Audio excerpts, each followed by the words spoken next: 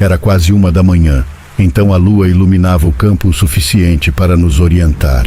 Conforme nos aproximávamos, parecia que a noite ficava cada vez mais silenciosa, até chegarmos lá. Una vaina, mi sono stato.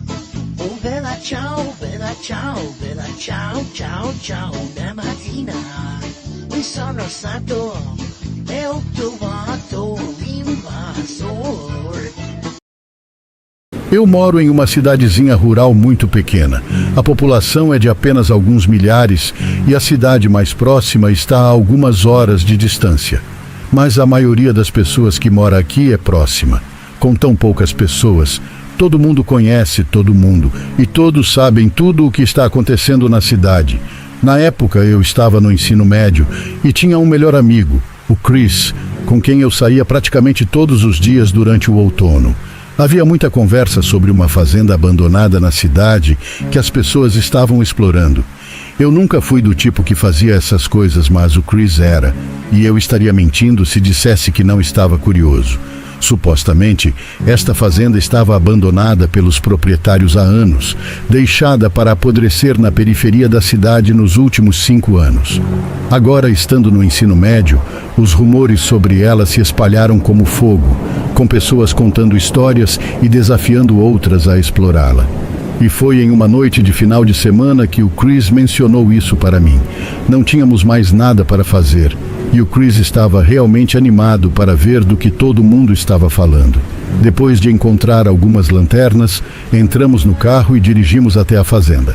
Só sabíamos em qual estrada ela ficava, mas não foi muito difícil de encontrar. Da estrada, dava para ver a casa apodrecendo ao longe, mas não conseguíamos encontrar a entrada da propriedade. Era provável que estivesse tomada pela vegetação e nem mesmo existisse mais. Então estacionamos na estrada e começamos a caminhar pelo campo em direção à casa. Era quase 1 da manhã, então a lua iluminava o campo o suficiente para nos orientar. Conforme nos aproximávamos, parecia que a noite ficava cada vez mais silenciosa, até chegarmos lá. A casa estava cercada por mato e trepadeiras crescendo pelas paredes de madeira do lado de fora. O Chris liderou o caminho, contornando para a frente, onde a porta estava faltando, nos dando fácil acesso ao interior. Entramos e começamos a percorrer os cômodos, olhando para o lixo no chão e o interior em decomposição, nos fazendo questionar por que havia sido abandonada para começar. Depois de 1 minuto ou 2, vimos tudo no primeiro andar e subimos para o segundo. Era muito mais escuro lá em cima, quase como se não houvesse janelas para deixar entrar a luz da lua. Ambos ligamos nossas lanternas e as movemos ao redor. Havia apenas 2 quartos lá em cima, um do lado esquerdo do corredor e outro do lado direito. O Chris foi para o lado esquerdo e encontrou a porta trancada. Enquanto ele estava lutando com aquela porta, eu fui para o outro quarto, que aconteceu de estar destrancado. Estava completamente vazio, com mofo no teto e nada mais, mas havia uma única janela com tábuas pregadas. Curioso, me aproximei e me perguntei por que eles precisavam bloquear uma janela no andar de cima. Agachei para investigar e olhei entre 2 tábuas para ver o que estava do lado de fora da janela, iluminada pela lua. Eu pensei que talvez tivesse acesso ao telhado ou algo assim, mas não tinha. Essa janela estava apenas de frente para o campo de onde viemos. E enquanto olhava para a grama iluminada pela lua, vi uma figura se aproximando da fazenda, não muito longe. Saí rapidamente da janela e sussurrei para o Chris que alguém estava vindo para lá. Meu coração já estava acelerando. Acho que ver a figura sozinha foi o que realmente me assustou, sabendo que não eram apenas outros adolescentes explorando o local. O Chris parecia nervoso também, indo até a janela para ver por si mesmo. Mas paramos imediatamente ao ouvir passos entrando na casa lá embaixo. Ficamos congelados no lugar, no meio do cômodo vazio, com medo de dar um passo e correr o risco de sermos encontrados.